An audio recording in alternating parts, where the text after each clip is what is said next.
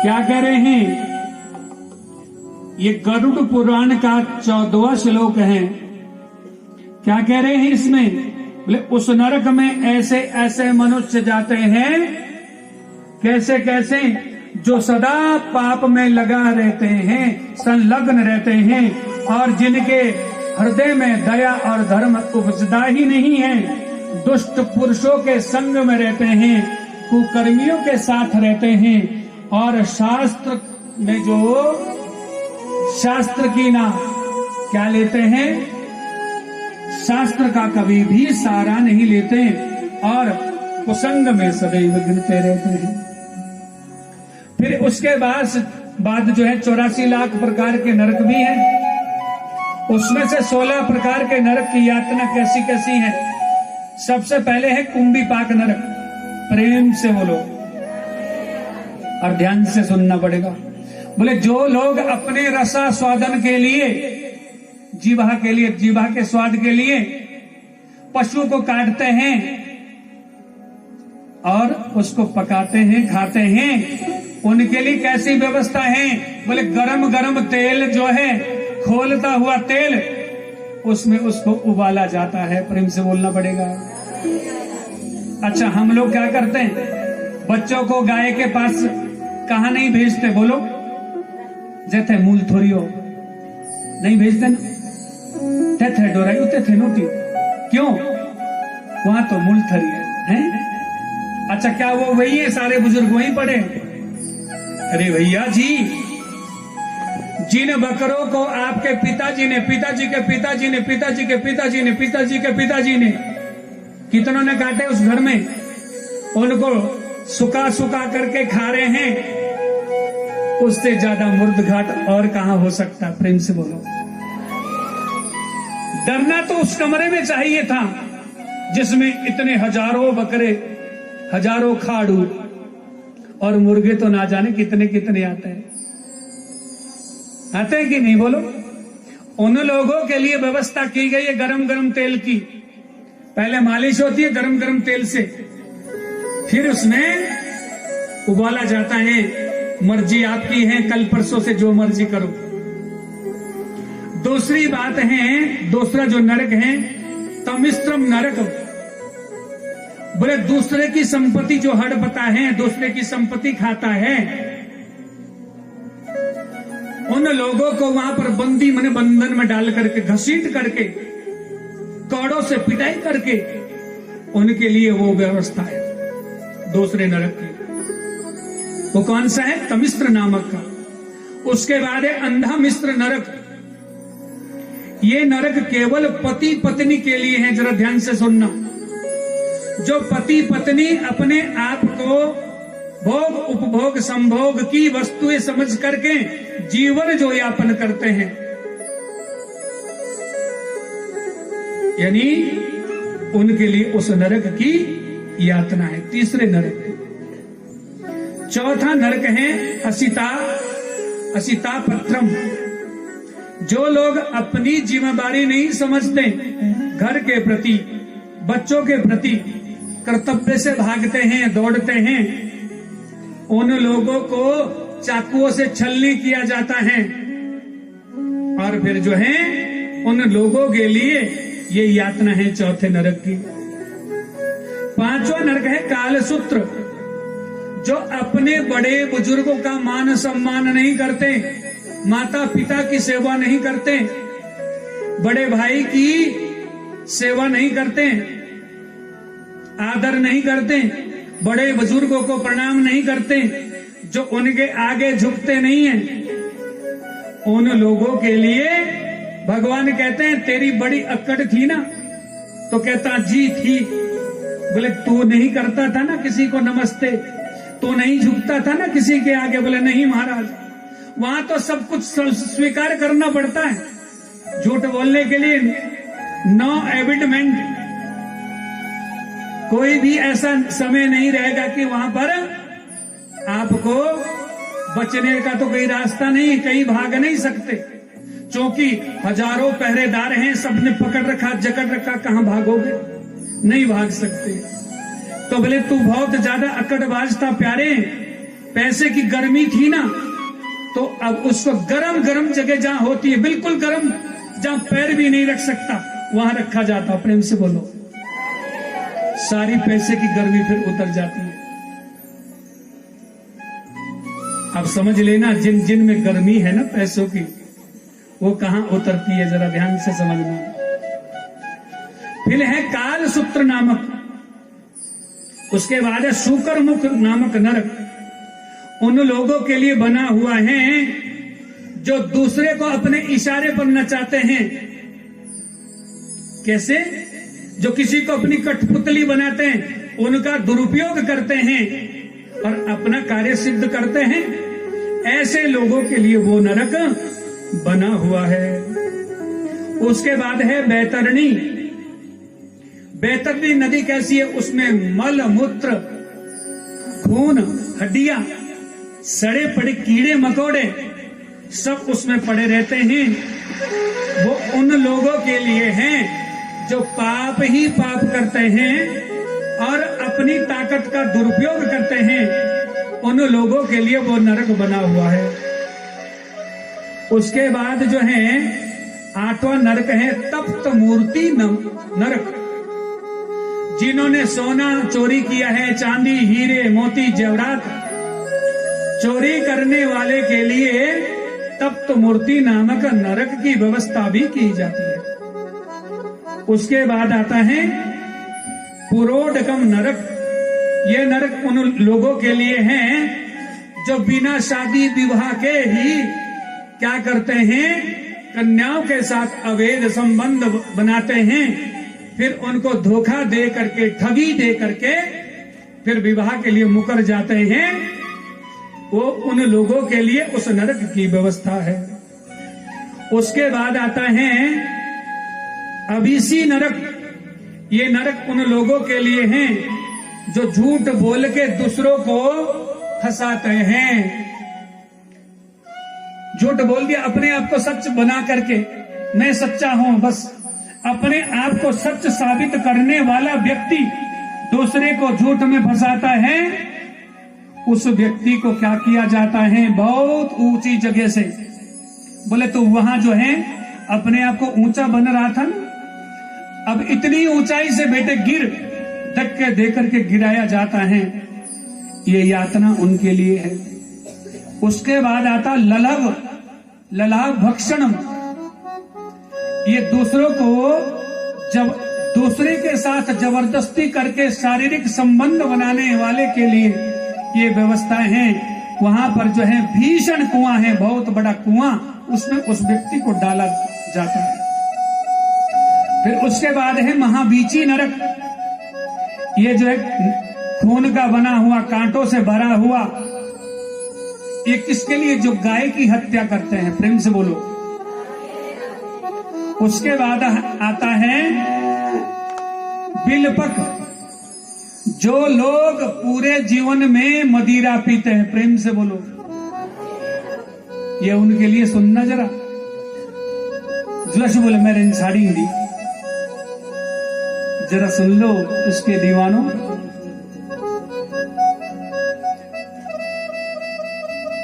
चारों ही वर्णों के लिए वैसे तो है, लेकिन खास तरीके से ब्राह्मण, जो ब्राह्मण होकर के मदिरा पीता है। सबसे बड़ा पाप क्या है दुनिया में, पता है आपको?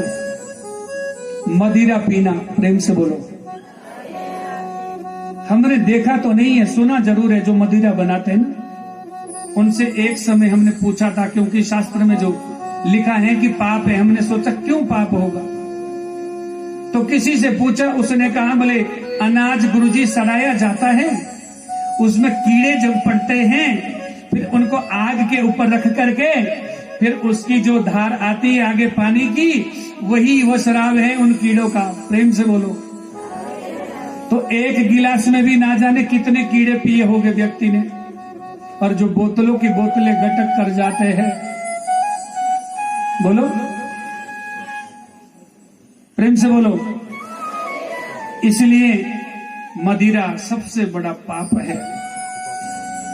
यदि कोई भाई बंधु पीता भी है, शौक रखता है, तो आज के बाद शौक कम कर लेना, क्योंकि व्यवस्था आपने सुन ही ली है कि उन लोगों के लिए व्यवस्था क्या है। उसके बाद शल्यमली नामक नरक, जो पराई स्त्री के साथ संबंध बनाते हैं और पर पुरुषों के साथ जो स्त्री अनैतिक रूप से संबंध बनाती हैं, उनके लिए क्या संबंध क्या है? एक बहुत बड़ा लोहे का खंबा है, उसको गर्म किया जाता है और उसमें उसको बांध दिया जाता है। ये व्यवस्था उन लोगों के लिए है। फिर उसके बाद है वज्रा कुठार, बोले पेड़ काटने वाला व्यक्ति जिसने हजारों पेड़ काटे हो, उसके लिए इस नरक की व्यवस्था है, उसको अनेक वज्रों से मारा जाता है। 16वां जो नरक है वो है दुर्धर। ये कौन सा है? जो सूत खाते हैं, सूत समझते हैं? ये नरक है ब्याज खाने वाले के लिए। प्रेम से बोलो। इसलिए ब्याज पर पैसा देना जो है, सूत खोरी वाले के लिए ये व्यवस्था की गई 16वें नरक की। प्रेम से बोलो। सज्जनों, पशु वृत्ति, जो पशु वृत्ति हिंसा है, उसे हमें छोड़ना चाहिए। वेद के विरुद्ध हमें कर्म नहीं करना चाहिए, क्योंकि वेदों में, शास्त्रों में जो वर्णन है उसके हिसाब से ही हमें कर्म करना चाहिए। सुखदेव जी कहते हैं, राजन, 5 प्रकार से हम रोज पाप करते हैं। कौन कौन से पाप हमारे से होते हैं? जहां हम लकड़ी रखते हैं, चूल्हे की जलाने वाली लकड़ी, वहां पर छोटे छोटे कीट पतंग होते हैं। जहां पर ओखली रखते हैं, ओखली बोलता आप क्या? ओखल क्या बोलते हैं? उखल। जहां उखल रखते हैं वहां पर भी छोटे छोटे कीट पतंग होते हैं। जहां पर हम पानी का घड़ा, मटका रखते हैं, वहां पर भी छोटे छोटे कीट पतंग रहते हैं। और उससे बचने के लिए हमें क्या करना? जहां पांव रखते हैं, हाथ रखते हैं, वहां भी कीट पतंग मर जाते हैं, छोटे छोटे सूक्ष्म जीव मरते हैं। तो क्या करना चाहिए? बोले उन 5 प्रकार के पापों से, उग्र पापों से व्यक्ति कैसे बच सकता है? प्रेम से बोलो। सुखदेव जी कहते हैं, राजन, अग्नि में रोटी के छोटे छोटे टुकड़े डाल करके अग्नि को जिमाओ। आप कहेंगे हमारे घर में तो गैस चूल्हा है, कहां से जिमाओ? उसके लिए भी व्यवस्था है। एक तांबे का छोटा सा हवन कुंड ले लो, अपने घर में कोयले या लकड़ी जला करके उसमें 5 आहुति, इतना करना है रोज सिर्फ। और रोटी के छोटे छोटे टुकड़े डाल करके अग्नि में, चींटी को पेड़ के जड़ में 5-10 ग्राम आटा डालना चाहिए। आटे की गोली बना करके जलाशय में जहां पर मछलियां रहती हैं, उन मछलियों को खिला सकते हैं। और आपके घर में जो चावल है, गेहूं, जो अन्न रहता है, उसको अपने छत के ऊपर पशु पक्षियों को जरूर डालना चाहिए। ये 5 प्रकार के पापों से हम तब बच सकते हैं। प्रेम से बोलना पड़ेगा। तो नरक की यातना जो है ये तो है, लेकिन पाप हो गया, इतने पाप जो है किए हैं, तो बचे कैसे? उसके लिए राजऋषि परीक्षित ने पूछा, और सुखदेव जी कहते हैं कि उसके लिए प्रायश्चित लिखा हुआ है। प्रायश्चित क्या? आपसे गलती हो गई है तो चोर कभी भी किसी को भेद नहीं खोलता, चाहे उसके ऊपर डंडे बरस जाए पुलिस की। किसके पास चोर बोलता है सच? प्रेम से बोलो। घर आकर के, अपने घर में एकांत में बैठ करके फिर भगवान से कहता, प्रभु मैंने चोरी तो कर ली, लेकिन मेरी चोरी का पता नहीं चलना चाहिए। किसको कह रहा है? सच बोलो। उस परमात्मा से कह रहा है ना। सो इसी प्रकार से जो भी जिससे गलती हुई है, अपराध हुआ है जीवन में, रोज प्रभु से कहिए, प्रायश्चित है वो। प्रभु जाने अनजाने में, ना जाने मैंने कितना पाप किया, कितना दुष्कर्म किया, लेकिन प्रभु बचाने वाले तो आप ही हो। मैंने कर्म कर लिया, ये मैं स्वीकार करता हूँ, लेकिन बचाने वाले तो प्रभु आप ही हो। और प्रभु जो आपने कर्म करवाया, इसको करवाने वाले भी तो आप हैं। मुझ में क्या शक्ति थी कि मैं ऐसा करता? ज्ञान दिया तो आपने और अज्ञान दिया था तो आपने। क्योंकि कैसे हैं हम कि प्रभु हम भले बुरे सो तेरे। हम अच्छे हैं तो भी तेरे हैं, बुरे हैं तो भी तेरे हैं। हम तो प्रभु आपके बच्चे हैं। बच्चे अक्सर गलतियां करते हैं प्रभु। आप भवसागर से पार तारने की एक नौका है प्रभु, और हम उसमें बैठने वाले यात्री है। हमारी यात्रा को प्रभु आप ही पूर्ण करोगे, और हमें क्षमा करने वाले भी प्रभु आप ही हैं। सुखदेव जी कहते हैं, राजन, प्रायश्चित जो है इस प्रकार से भी किया जा सकता है। कैसे? कि अपने बच्चों का नाम यदि आप भगवान से संबंधित रखोगे तो, प्रेम से बोलो, दुर्गा के कितने नाम हैं? कोई लड़की का जब जन्म होता है कितने नाम है दुर्गा के? 1000। 1000 में से क्या आपको डबेगा नहीं कोई नाम दुर्गा का? ढबना तो चाहिए। बोलो, कोई बालक का जन्म होता है तो कृष्ण के कितने नाम है? 1000। राम के कितने नाम है? 1000। शिव के कितने हैं? 1000। इन 3000 में से कोई नहीं ढबेगा भाई, ढबना चाहिए। एक समय की बात है, अजामिल नामक एक ब्राह्मण थे। कैसे ब्राह्मण थे? रोज नित्य प्रति कहां जाते थे? नदी में स्नान करने के लिए। कितने बजे? 4 बजे। पूर्णिमासी थी, बालों का चंद्रमा खिल रहा था। वहां पर एक गणिका को देखा, सुंदर स्त्री को देखा, झाड़ियों में बैठी है। स्नान करके अजामिल जी वापस आए। मन लग गया कहां? उस सुंदरी में। पूछा, सुंदरी तुम्हारा नाम क्या? मेरा नाम गणिका। बोले, मेरे साथ विवाह करोगी? उस देवी ने कहा, मुझे धन बहुत चाहिए होता है, दे सकते हो कि नहीं? जब इतना अजामिल से पूछा, धन बहुत था, कहा मैं धन दे दूंगा, मेरे साथ विवाह करो, चलो मेरे घर। घर में जो पंडितानी थी उसको निकाल दिया गया। घर में किसकी चलती है? गणिका की। प्रेम से बोलो। 2 शादी वाले तो नहीं थे, और लबे भी चले, कोई ना कोई तो निकल ही जाएगी, कोई ऐसी बात। पंडित जी की तो 3 शादियां हैं शायद। हाँ, कल कह रहे थे मुझे। कहने का भाव क्या है? दूसरा विवाह कर दिया, मन गणिका से लग गया। जो ब्राह्मणी पहले की थी निकाल दिया। अब गणिका क्या करवाती है? गणिका कहती है, मुझे तो धन दे दो। पंडित जी, माला फेल के कुछ नहीं होना। बोले, क्या? चोरी करो चाहे डकैती करो, मुझे तो धन चाहिए। अब अजामिल क्या था? ब्राह्मण। कर्म कौन सा करता था? ब्राह्मण वृत्ति का। अब चोरी करने लगा, डकैती करने लगा। अब उसको लोग क्या पुकारते? अजामिल डाकू। समय जब आता है सुधरने का, तो हुआ क्या? उनके घर में संत आए महाराज। संत की कृपा ऐसी होती है जैसी किसी की हो नहीं सकती। संतों ने गणिका से कहा कि गणिका, तुम्हारे जो गर्भस्थ शिशु हैं, तुम्हारे पास लड़का होगा, बेटा होगा, लेकिन इसका नाम तुमने क्या रखना है? बोले, वो तो पतिदेव जी जाने, घर में उनकी चलती है, मेरी तो चलती नहीं। पतिदेव जी वापस पहुंचे, अजामिल जी वापस पहुंचे। पूछा, इस बालक का नाम क्या करोगे? क्या रखोगे इसका नाम?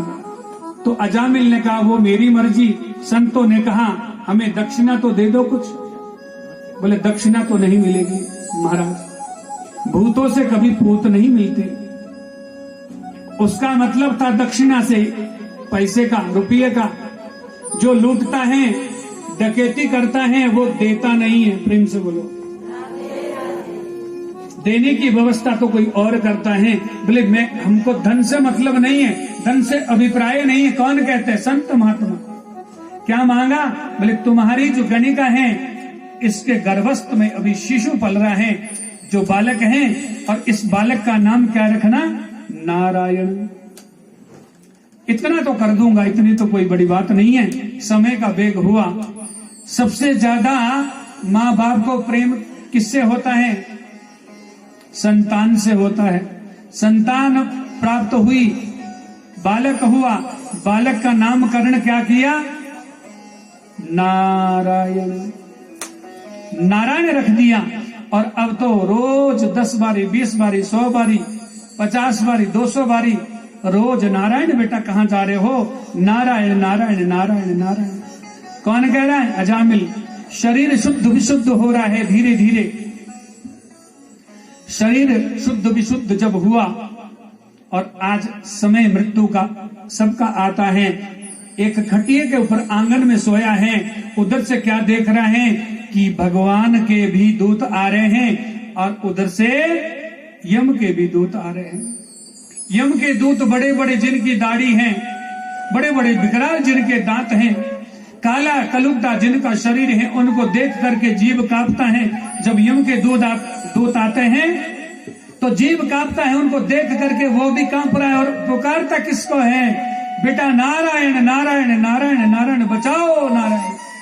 कोई और नारायण बचाने नहीं आया, वो नारायण जरूर आता है। भगवान ने अपने पार्षदों को भेजा, भक्तों को भेजा, सेवकों को भेजा। कहा अजामिल को हमारे धाम को लेके आओ। उधर 2 रास्ते हैं, जरा ध्यान से सुनना। एक रास्ता जो जाता है पूर्व दिशा की तरफ, उत्तर दिशा की तरफ, वो भगवान के धाम को जाता है। जो दक्षिण दिशा की तरफ का रास्ता है वो जाता है यमपुरी को। वो रास्ता यमपुरी को जा रहे हैं और वहां पर जो है उस चौक में, उस स्थान में लड़ाई हो रही है। किसकी? यम के दूतों की और भगवान के दूतों की। एक कहता है, यम के दूत कहते हैं ये हमारे धाम में जाएगा, भगवान के दूत कहते हैं ये हमारे धाम को जाएगा। दोनों की लड़ाई सुन करके कोलाहल मच गया और बाहर कौन आए? राजा युधिष्ठिर महाराज, धर्मराज जी। जैसे बाहर पहुंचे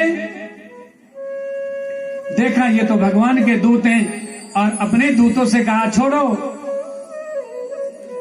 क्यों छोड़े महाराज? इतना दुष्ट, इतना व्यभिचारी, इतना पाखंड रट करने वाला व्यक्ति, इसको हम छोड़े? कहते हैं हाँ छोड़ना पड़ेगा। क्यों? क्योंकि इसने भगवान का भजन किया है और भगवान के धाम को चला गया आज अजामिल।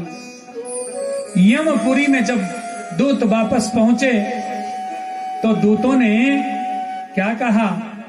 प्रभु आपने जो उसको छोड़ा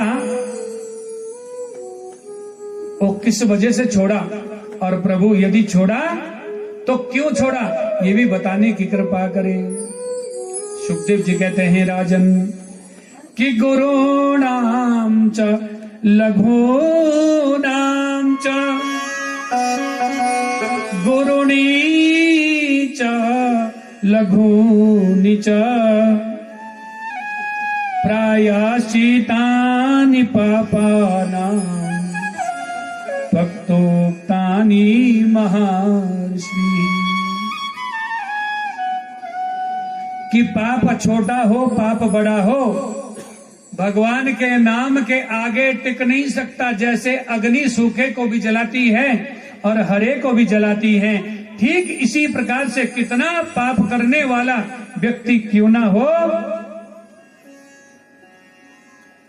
कितना भी पापी क्यों ना हो, कितनी भी पापिष्ट आत्मा क्यों ना हो, वो भी भगवान के नाम के आगे नहीं टिक सकता। और फिर भगवान का नाम कैसा लेना चाहिए कि जय राधा माधव जय कुंज बिहारी,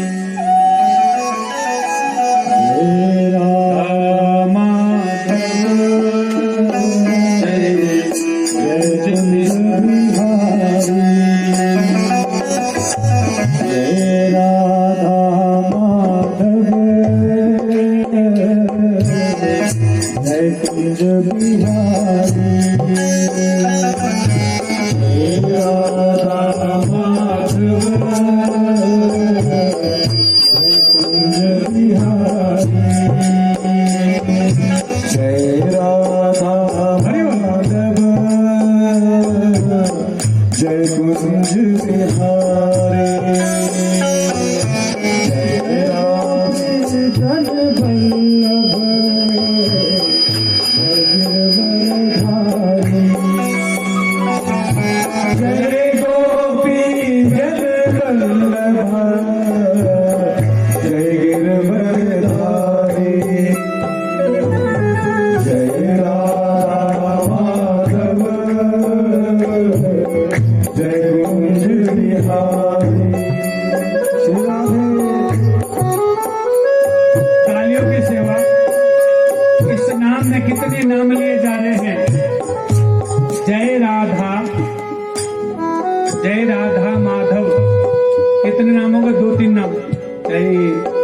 कुंज बिहारी।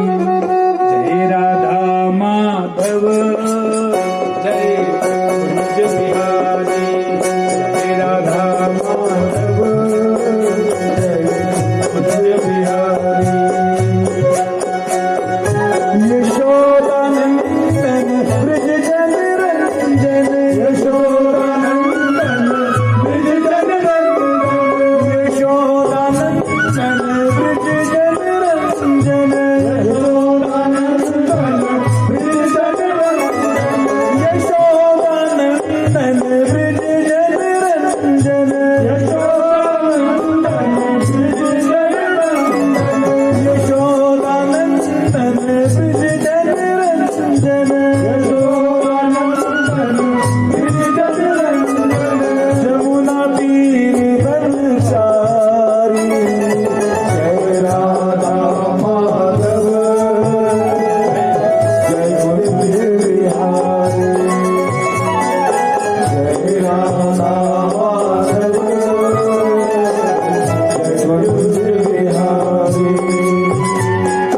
जय गोपी जन वल्लभ जय गोपी जन वल्लभ जय गिरवरधारी। जय राधा माधव जय कुंज बिहारी।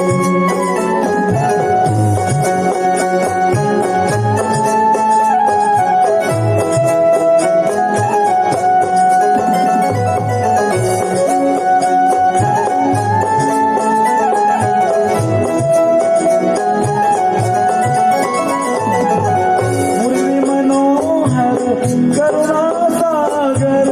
मुरली मनोहर करुणा सागर। मुरली मनोहर करुणा सागर। मुरली मनोहर करुणा सागर। मुरली मनोहर करुणा सागर। मुरली मनोहर करुणा सागर। जय गोवर्धन हारी। जय राधा माधव जय कुंज बिहारी। जय राधा माधव जय कुंज बिहारी। जय राधा